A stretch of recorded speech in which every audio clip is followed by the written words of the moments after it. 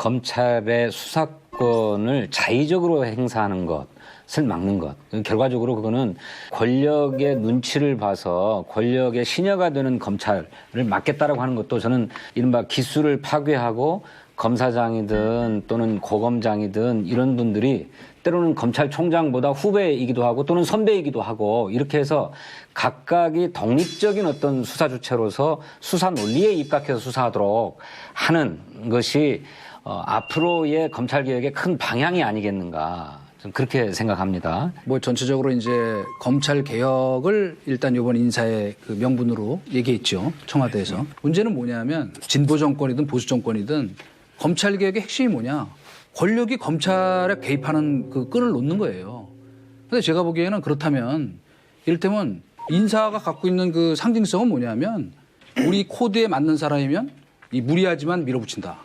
아, 권력의 코드에 맞으면 저렇게 뭐 나쁘게 벼락 출세할 수 있구나 하는 메시지로도 충분히 받아들일 수 있다. 절대로 어떤 고위직에 개인적인 어떤 그 이 원한이나 보복 심리를 가진 사람을 기용하면 저는 안 된다고 보거든요. 왜냐? 이번 정부 들어서 지금 특별감찰관 하다가 박근혜 대통령 때 속된 말로 물 먹은 이석수 특별감찰관을 국정원 기조실장에 발탁했죠.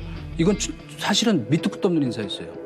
그 박근혜 대통령이 참 나쁜 사람이라고 얘기했던 노태강 국장 다시 여기서 차관으로 발탁한 거 뭐 그건 또 있을 수 있다고 쳐요. 그건 관료니까. 그러나 이분의 이런 그 말하자면 급속한 급상승 청문회 과정에 다뤄지겠지만 굉장히 사실은 조직의 안정을 뭐 해쳤다 이런 거 이전에 검찰 개혁이라고 얘기하기에는 조금 무리수다. 실제로 여론조사를 봐도 지금 국민의 50%가 잘한 선택이었다라고 대답을 하고 있거든요.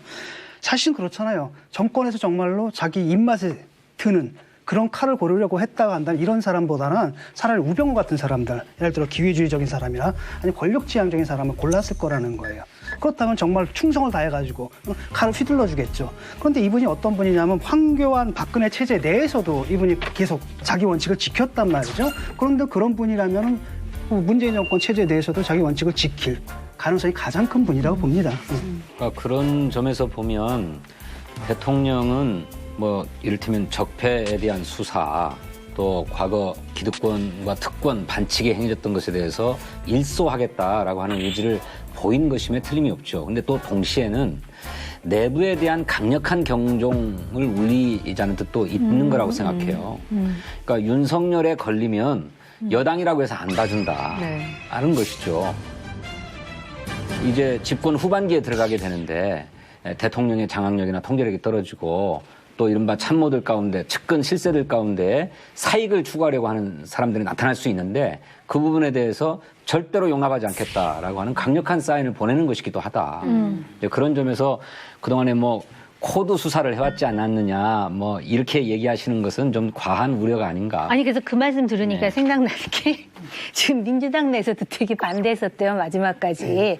저는 그래서 그랬잖아요. 그런 논란에도 불구하고 지금 역사적으로 중요한 시점이기 때문에 개혁의 아이콘이 됐으면 하는 생각이 있어요. 과거에 뭐 안희정, 강금원 또 뭐 노무현 대통령 딸까지도 뭐 외환관리법 위반을 해갖고 이게 윤석열이었다는 거예요. 그리고 더군다나 요번에 총장이 되면 문재인 대통령하고 임기를 같이 가요. 그렇기 때문에 저는 그 개혁이라는 것이 지금 패스트 트랙에 올라간 그 개혁 말고 완전히 독립되고 중립적인 그런 검찰의 그 위상을 좀 세워보라. 그렇기 때문에 자유한국당이 지금 적폐 수사하고 또 야당 압박하려고 하느냐. 그 정치 공방으로 야당이 그렇게 말하는 건 자연스러운 일이에요. 전 그렇게 보고요.